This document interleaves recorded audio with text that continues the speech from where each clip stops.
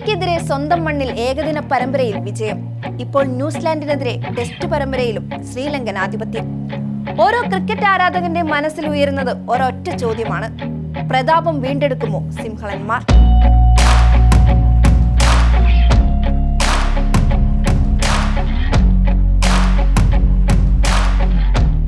ഇന്നത്തെ Sri Lankan cricket team താരങ്ങളെ പലർക്കും പരിചയം കുറവാണ്.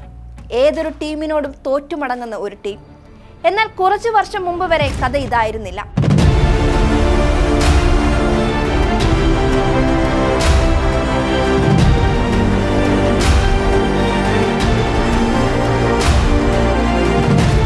ഏത് വമ്പന്മാരെയും തോൽപ്പിക്കുന്ന പ്രതിഭകളാൽ നിറഞ്ഞതായിരുന്നു ശ്രീലങ്കൻ ക്രിക്കറ്റ്. സീനിയർ താരങ്ങൾ ഒരുമിച്ച് വിരമിച്ചു പോയതാണ് സിംഹള വീര്യത്തിന്റെ കരുത്ത് ദുർബലമാക്കിയത്. 1996 ലോക ചാമ്പ്യന്മാർ, 2002 ചാമ്പ്യൻസ് ട്രോഫി ഇന്ത്യക്കൊപ്പം പങ്കിട്ടു. 2007 2011 ഏകദിന ലോകകപ്പിന്റെ ഫൈനൽ കളിച്ച ടീം. 2009 2012 2020 ലോകകപ്പിലും ലങ്കൻ ടീം ഫൈനലിസ്റ്റുകളായി. 2014 2020 ലോക ചാമ്പ്യന്മാർ.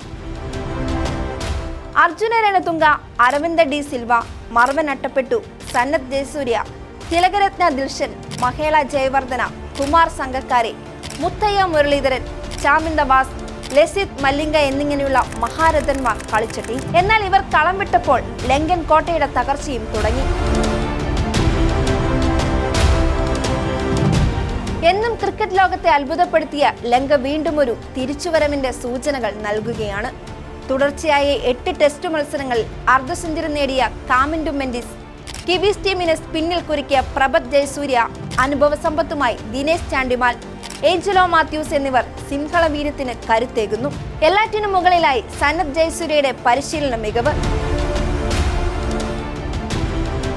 തിരിച്ചടികളിൽ നിന്ന് കരകയറാൻ ശ്രീലങ്കയ്ക്ക് കഴിയുമോ?